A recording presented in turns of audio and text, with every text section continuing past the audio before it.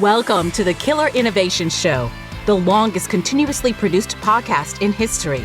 Each week, Phil McKinney brings you the insights and strategies to amplify your creativity and innovation skills. Here's your host, Phil McKinney. Welcome to this week's Killer Innovation Show. We are continuing in our series of interviews that we have done in the mobile studio on the road. The most recent set of interviews occurred at Tech Expo in Philadelphia, and we have another guest that we will be highlighting in today's show. The guest is Colin Howlett. Collin is the CTO for Vecima and plays an important and key role in the broadband industry, both Vecima as a company, but Collin as an individual. His contributions, his technical expertise has been critical both to the cable, fiber, mobile industry on a global scale, and had time to have Collin in the mobile studio on the bus. We had a great conversation, covered a wide range of topics, including the pace of innovation, the future of fiber.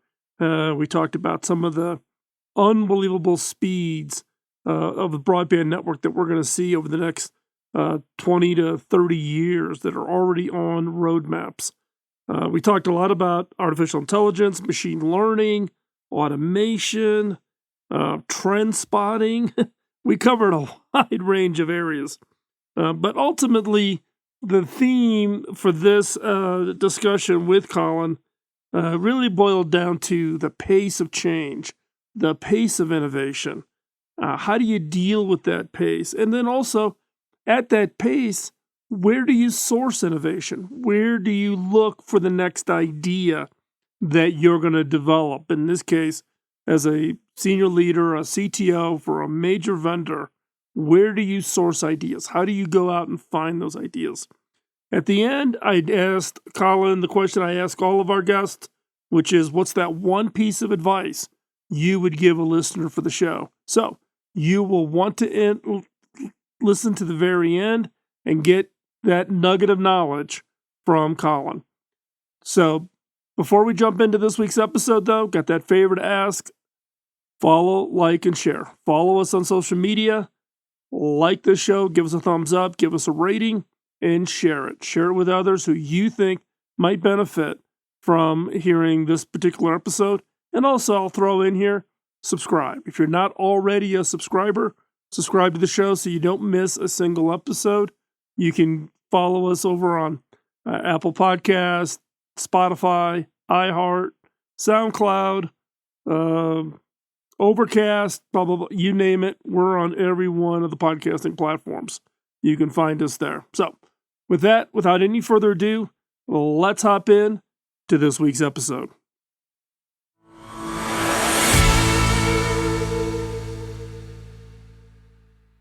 So, Collin, how's the show going for you? It's been kind of a crazy couple of days around here. Yeah, it's been very busy. It's been 3 years since we've had this here with SCT, but it's been fantastic seeing everyone face to face and seeing just the crowds of people coming through. It's been really good participation from the operators, vendors, just seeing the innovation that's happening out here. Yeah, it's the energy level. I'm amazed even today. We're at the last day. Mm-hmm. Typically it's kind of a real downer day. Oh no, not at all. It's still going strong. It's still going strong. It's going to go strong right up until they literally have to start marshaling people out of the building. Yeah, absolutely. We I think the last time we were here, we had a 20 by 20 booth. We have a 30 by 50 booth, and we're wall to wall all week. It's been fantastic that way, and I haven't sat down. So the shows, there's no time for lunch. It's just a constant stream because everyone's interested in talking about where the future of cable is going, and they're so excited to have that contact that we haven't had for a couple of years. Yeah, well, and it is interesting from the standpoint of the future, right? We've had kind of a 2-year lull. Nobody stopped. Everybody still was developing new products, new versions of platforms, entirely new technologies. But like in my case, the number one question I get all the time for this entire week was, so what's next? What's the next thing that's coming? Where's the future? What's over the horizon? Yeah. Give me a hint. What are you guys? What are you thinking? Those kinds of things. And as I shared in the main stage event on Tuesday, predicting the future is getting harder and harder because the pace of innovation is just accelerating. It is, yeah. We're really seeing customers are deploying new products faster and faster than ever. And obviously, the big thing I know here, this is the cable show, but it's really the fiber show now. There's so much emphasis. There's so much happening in that part of the industry, whether it's through government funding or just operators understanding that they need to move speeds up to enable the next generation of applications, and they're driving it faster and faster. Well, you're talking about cable, right? I get a question all the time of, when is CableLabs going to change its name? Or the show is called Cable Tech Expo, but you're right, it's fiber.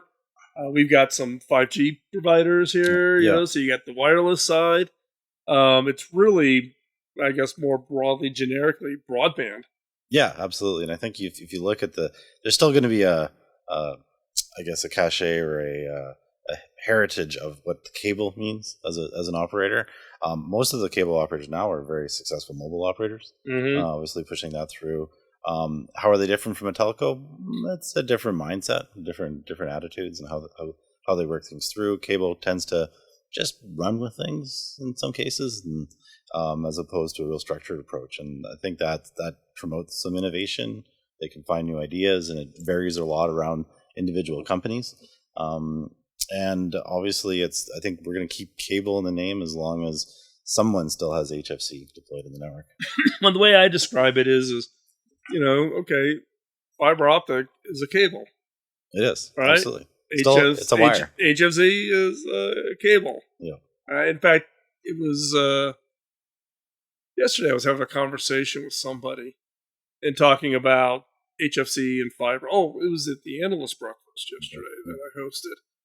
And I got the question came from one of the analysts about it. And I said, well, you have to recognize we did friend of the court briefing for a major cable operator. The courts and governments were looking at network architectures, etc. And the court asked us to do a briefing for the court. We get asked to do these things fairly regularly with policymakers, etc. And the question is okay, compare a cable network to a fiber network. What are the issues, differences? And when we did the analysis, when you look at a packet of data transiting the network, a lot of people would be surprised to learn that on a cable network, that packet of data spends 99.7% of its time on fiber. Yeah, absolutely. It's only 0.3% on the coax. Well, there's a reason they call it the last mile. Right. Well, it's more like the last 100 feet. Last 100 feet, especially with distributed access and the things that are happening there we're pushing Ethernet deeper into the network. So we're actually running the packet all the way to the edge. And then at that point, transferring it into the RF domain when it goes over the cable. So. Yeah. And so I think, the people in the room, some of them were like, really? Yeah. Yeah. We can...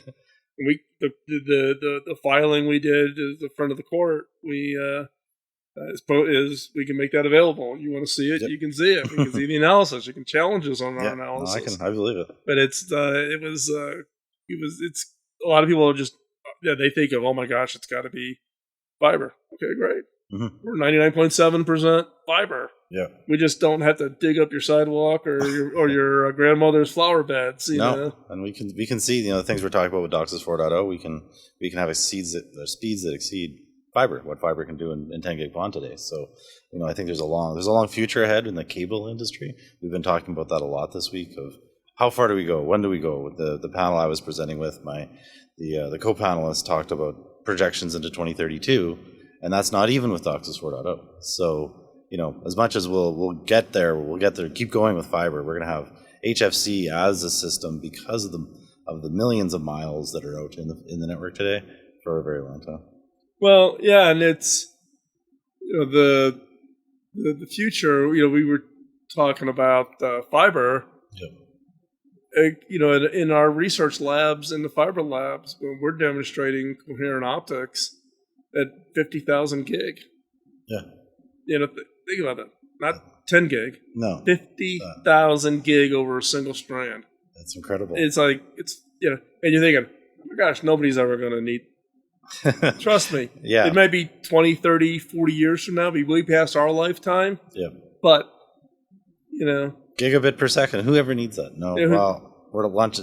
You know, in talking the operator discussions we've had this week, there's 8x8 services, 8 gigabit down, 8 gigabits up, symmetrical services that are starting to get offered on fiber. You know, we'll be able to offer 5 gig symmetric services on cable soon. So there's tremendous change there, and it's we don't really need it from a capacity perspective, but we don't want to prevent those applications that do need it. And I know CableLabs is doing a lot of work and driving what's happening with the next generation of. Well, and again, this gets into the whole area of catalyst to innovate, right? The broadband network has always been a key catalyst for other innovators. You know, it wasn't like YouTube and Netflix existed and then broadband picked up its speeds. No, the broadband created that. We had a background. We built the infrastructure, and the applications came, and we're going to continue to do that over and over. As much as we don't have a use case for it, we don't want to be short-sighted. We want to understand. We just want to lay the groundwork, let it run, and the innovation that happens within cable as well is just getting more and more bits out of every megahertz that we can over time. And finding ways to split that amongst fewer customers and get things going. Well, and I think the cable industry doesn't get enough credit. And look, I came in from the outside. I wasn't a cable guy. Well, I can't claim I'm the new guy anymore. So I just passed 10 years. Yes. Okay. You know, I'll be in cable years. That's still short. That is. I'm 26 years in. So when I started in cable, it's over half of my life is now in cable. I started when I was working in this industry when I was 21 straight out of school. And at that point, that was 1997, DOCSIS didn't exist. It was early modems. It was early innovators like Zenith and Land City that were doing two-way cable. And it was impressive. I still remember the days of going and seeing a Shaw demonstration of Shaw at home. And you can get 250 kilobits per second. And now we're at 250 kilobits. How do we get 25 gigabits per second? Yeah, exactly. Just the orders of magnitude. Yeah, and you just think about the pace of that change, and you look at that acceleration. Yeah. And you look at the compounding growth, many multiples of Moore's Law. When you think about the doubling effect of network speeds that we've had in the industry. And you also think about it, I'm a little bit of a hardware guy by nature. I'm electrical engineering, computer science, but I think of the hardware and I think of what's out in the network. And if you actually look back at the racks of equipment we had to when we're going from 250 kilobits per second to 25 gigabits, we actually have far less equipment than we ever had before. We can hollow out hubs. We have equipment that's just at the end of the line and in the data center or a very far location because of what we can do with long distance Ethernet and distributed access. So we're changing the footprint of how we're delivering the technology and still ramping the speeds up like crazy. Yeah, well, that is interesting because one of the assets an industry accumulates, in this case, broadband industry, is real estate. And now all of a sudden there's less gear in that real estate. Yeah, there's less gear, and there's a move to move away from that. Can we do more with less in the right locations? Can we centralize more? I think I've been doing quite a few discussions and panels around edge compute and where that's going. And obviously we kind of talk about near edge and far edge. Far edge being maybe a node in an HFC environment, near edge being a hub site, and there's that hollowing out of the middle of we're going to need that for these applications that need these latency sensitive things. We want to enable that in the network, things like low latency DOCSIS that are pulling it down. But then we also recognize we're pushing more at the data plane where it needs to be. So you distribute what you must, the data plane at the edge, and centralize what you can. We have these massive scale data centers where we can put many applications in the right environment, so we can put that wherever we need to in the network. Yeah, and it's interesting because there's this conversation about skill sets because the network is looking less hardware, much more software, and much more software. Yeah, and that requires the network field engineers of the future look different. They do. Or they have a different skill set. Yeah. How do you prepare for industries that go through those kinds of fundamental innovations that are driving those kinds of fundamental changes in an industry, which also drives a skill set requirement? Yeah, I think it's good to have an understanding from my perspective is really from a system view of, okay, so do I dive all the way deep, all the way down the software? Maybe not. Am I diving deep in developing ASICs? No, but I understand the trade-offs between what fits where, what are the power trade-offs, what are the trade-offs of how I can manage the network as an operator or manage the network as a vendor and building it, and looking at how you fit those into different locations. So having a view of understanding where to put certain parts of the technology was really a way to look at that. So you look at understanding that software, hardware trade-off, maybe not trade-offs, but the software hardware division, and the specialist versus general purpose. Right. Yeah, I mean, one of the things we're looking at is you think about all the network build-out that's occurring in the U.S., but not just the U.S. Canadian government's pushing into rural broadband. Yeah. European governments are looking into rural broadband. Everybody's looking for hiring. Yeah. Then you got the skill set gap. Can I find the right people with the right skills? Yeah. And then how do I get them engaged? Because in many cases you have time requirements. You have to complete your build outs in certain times, and just for chuckles and grins. Oh, by the way, we're doing a major network regrooming in the form of a DOCSIS 4 upgrade. Right? Yeah, on top of everything. We got to move it out quick, but we're also adjusting what we can. I think there is going to be this shortage, and we certainly see it in the work we do with operators. One, actually, the construction side is always going to be there. We're building as fast as we can build fiber. We're building it and pushing it out. But it's people that understand the network side of how things work, understand how packets run through the network, understand those, and there's tools, there's ways to understand how some of that works, and then but having a software perspective of knowing how the software layers and the software stack fit together, and how you can leverage open source and how you can leverage certain kinds of technologies to put that together is important. And increasingly, it's becoming a more diverse industry where disaggregation is a word we're using quite a bit, of pulling the software out, centralizing that, and then making the edges as specialized as we can. Okay. Yeah, I mean, I guess another way to think about it is creating optionality, because every MSO is different. That's I go back to what's a cable company. Well, there isn't a single model. As much as the industry has tried to we standardize on certain technologies, but the deployments of those are different everywhere. Right. We might have one customer who says, talking about software and how things fit together, they might say, okay, we need a scalable system that is automated, and automation provisioning, thinking of how you remove some of the manual skill, getting this to the skills gap is a big thing. How do we automate the deployments of these networks? We might have one customer who wants a single controller for the entire network. We might have a different customer, because of how they're arranged, that has tens of regional data centers, and they're running it that way. And that's a big difference in how you architect and build the system for that network, just because of how maybe organizationally they're working. It's maybe not even a technology question. Yeah, well, yeah. In many cases, it's not a technology, and in some cases, it's history. Yeah, absolutely. That's the way that network was built or acquired, assembled. Yeah, exactly. I made this point in the opening session on Tuesday again about we need to think about our legacy, because many of these things are going to get deployed long beyond our lifetimes. Yeah. And just as we're the beneficiary of the legacies of the original people in the industry, there's going to be people that are going to come behind us. Yeah, the decisions we make, and they either will love us or hate us. Probably a mix of both. Yeah. So 20 years from now, like, who made that decision? It made a lot of sense at the time. It made tons of, you couldn't anticipate that. But and when you think about the products you build, though, you do have to think about kind of the unintended or unanticipated changes that are going to happen. How do you think about that from an innovation perspective when you think about you're laying out an entirely some new product X? Yeah. And you're trying to meet the customer's needs, but knowing that this could be in the network for a long time. You have to assume 10 years. Everything we do, you have to assume at least 10 or 15 years. We have to plan for modularity where we can. because we know it's changing out.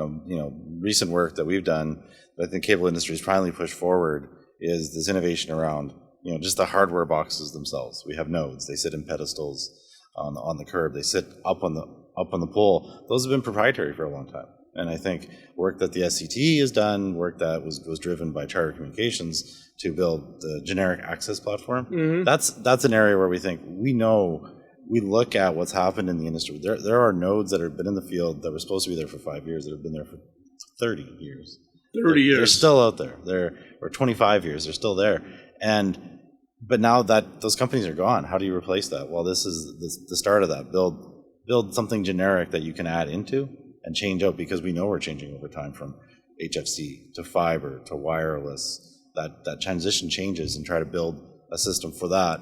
The other thing you have to do from a software perspective, that's on the hardware side, is really build it as a modular system, and being able to change the layers out, change out how the interface is to a northbound interface to a management system. We know that's going to change over time. Make that a component.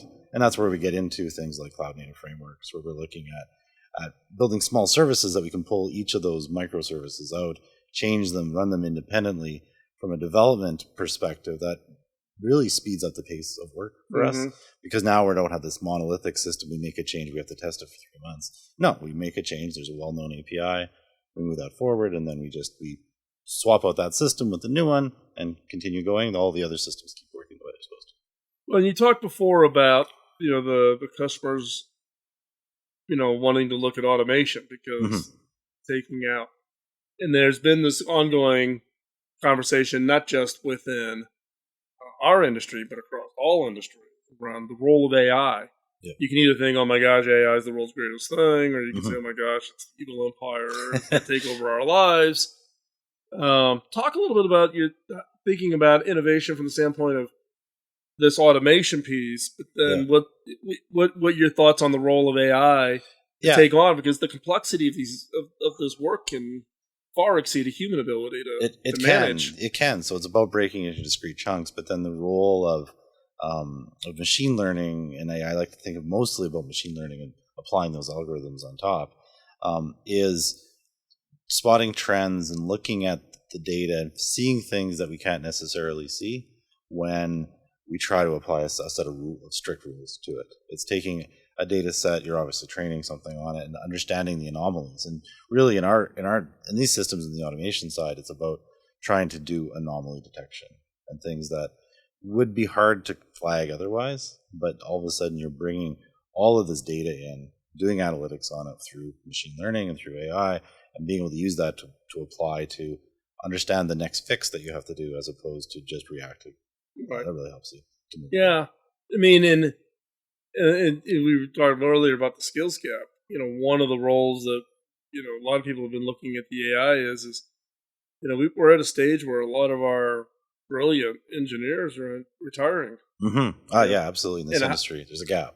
And how do you capture that expertise? Can you capture it in some kind of a form? Yeah, that's an interesting and difficult problem. I think I think of the age gap. I mean, in cable, we've got this aging out of the net of people not necessarily bringing in the new young talent. We have to deal with that. How can, from an AI perspective, I'm not sure we can replace some of the design skills, but we can try to automate more of the processes that we've done in a manual way. I think that'll help things. I think the machine learning aspects of things is also picking up new technology or doing processing in a way that you never could before. And I'm interested. There's a whole edge. You could spend a long time talking about it, of how much can we automate the development of the technology. So you think of things like DALL-E and the work that's happening there, and just how now you're actually programmatically generating art. Is it art if you're but somebody's putting input into it? We know that there's tools to help source code development. So can we bridge some of the skills gap and those by actually having the very high level coming from the human, but some of the low level generation actually happening through AI machine learning, generating code automatically? I find that very interesting. One, because it'll save us developers, but also it helps address that gap of just, can we do those things? we're obviously not there yet. But we're not there yet, but it is interesting because today you talk about DALL-E and and the ability to textually describe, create a picture of a cat riding a bicycle with a party hat on, and out it comes. Yeah. My son-in-law, who's a software engineer, he's been experimenting with it a lot, and he's come up with some amazing artwork that's like, holy smokes, Yeah. And then there's a lot of these AI copywriting tools, right? So you can go in, you can put in you put in a few bullet points, and out comes copy. And one of them is that you put in like 150 words or something to describe kind of what the blog you want to write. Hit the button, and it cranks out the blog. Now, what it does is it's a kind of a better than draft version, but not a finished product. You still got to go back in and work on it. Edit, yeah. So if you think about it in that context of code, does it speed up the process? I'm a software engineer by background. Yeah. I'm trying to think, okay, would I take if someone handed me a draft version of code, does that help or hurt?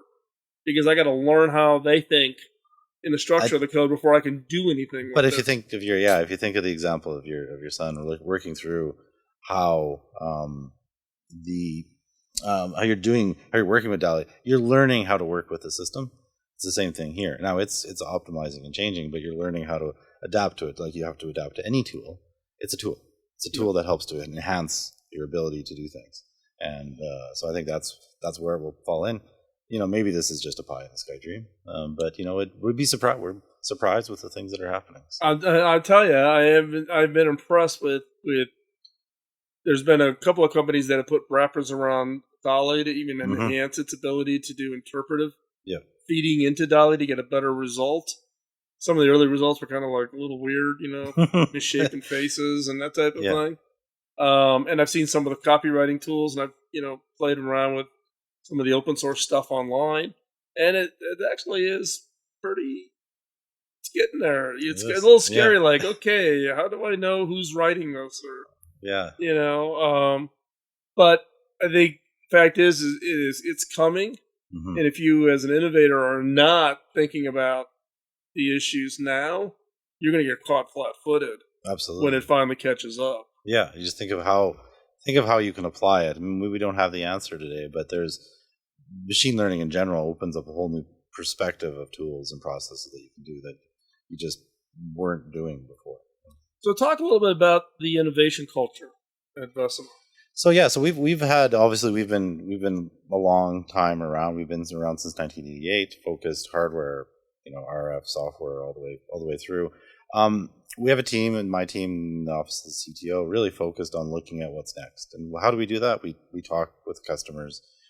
We look at trends. And one of the things we like to do is really look to outside the field that we're in and see where things are changing. And so there's scale, and there's a lot of technology that happens outside your very specific area. If you focus just on your niche, you can kind of cycle back through on ideas that are rehashed. Whereas if you step out and look at what's happening in other industries and where they're moving, that you can bring some of that back in and say, hey, that's a technology and an application that we haven't thought of using in this particular cable space. And maybe we could use that particular technique here. That's something that we do quite a bit of. But it's really, for us, innovation is an iterative process. It's coming up with concepts and ideas and iterating those back through with the customer base, because those operators are different and they have their own ideas about where they're going to go. It's that cycle, that iteration cycle of idea. Is this going to work? No, we should do it this way. And moving that back through, going across a wider base, and then that coalesces into a concept, show it, and then eventually we get into an actual product. So. And when you think back over the years, because how long have you been at Vecima now? Straight out of school, 26 years. Yeah, so 26 years. Yeah. Think about the pace of 10 years ago to the pace today. Yeah. Compare those. Yeah, it felt like we had time to breathe back then. Just every now you have to go so fast that the next thing is coming. It's like, we're just getting 25, going, 100 gig coherent ponds here. Well, we better start on that. And so it is moving very quickly. In the end, the rollout scales and the way the customer deploys it still takes them time to work through that. They're getting faster. They're adding more software in their processes. They're changing the way they work to be able to move faster. But there's still, it's infrastructure. Yeah. It's not, it's a little different there. But it is changing quickly. We can't have 5 and 6 year programs because that's not going to work. You have to be able to spin out concepts and spin out prototypes quickly and move that into the next stage and then make decisions quickly, I think is a critical thing. Yeah. I mean, talk about that a little bit. How do you speed up the decision making? When you've got an organization that's been around for a while and you're trying to, you kind of get fixed in the process of who needs to sign off or approve that feature. Yeah, and you don't always follow the process. My boss is probably listening, but you got, sometimes you have to go around and you talk. You dive a little bit deeper, and it's involving the right stakeholders and working through that, and knowing that sometimes the ideas, if you get too top down, the ideas that are coming from the bottom up are missing. And there's a lot of smart engineers, smart developers within the company. You have to make sure you're listening to what they're talking about and bringing it back in.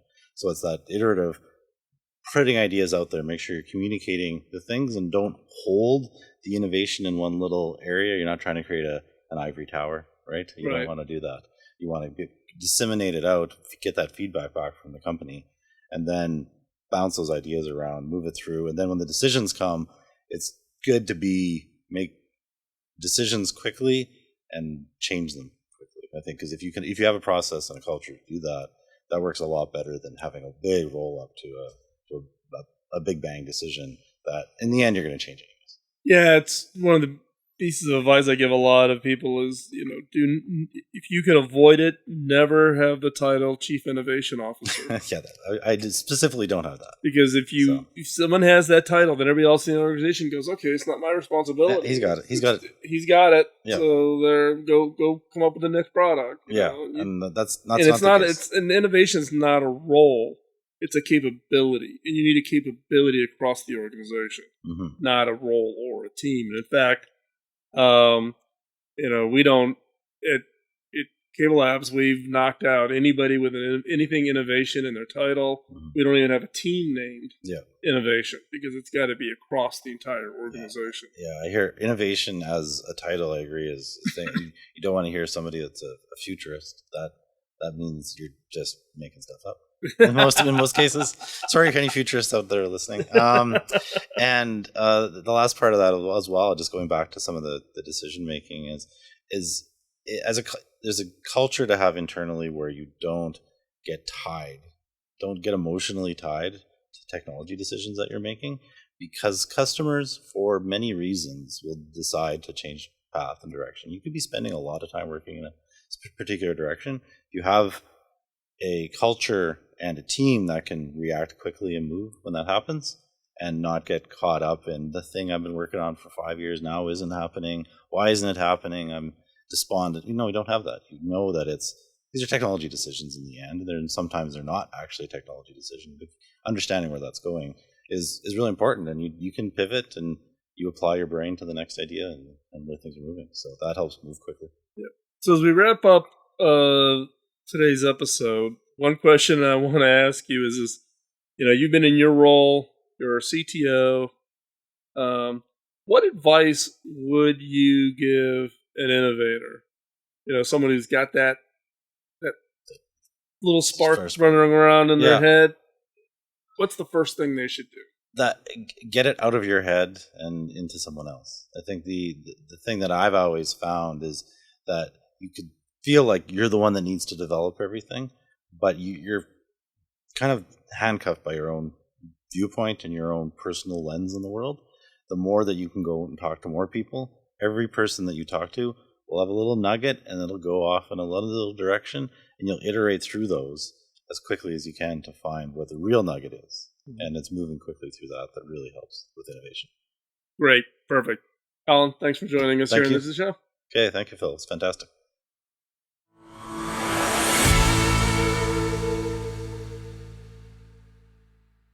Well, it's my hope that the discussion that I just had with Colin, you got some nuggets out of that. There were a number of topics that we really got into. One, pace of innovation, talking a lot about the future of broadband technologies.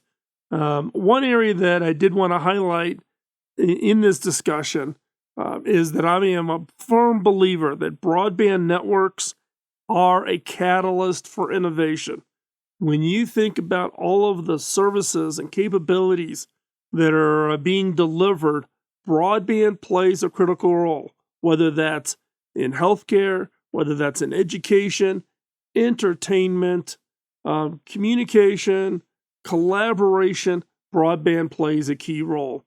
So, albeit we may have gotten into a little technical areas in some cases and got our propeller spinning, hopefully you walked away with some insight on what's coming, the impact of the future trends and changes, but also in a broader context, the role of innovation, the importance of innovation, the sourcing of innovations. I think Colin's comment about looking at adjacencies for innovation sourcing and talking about the pace of innovation.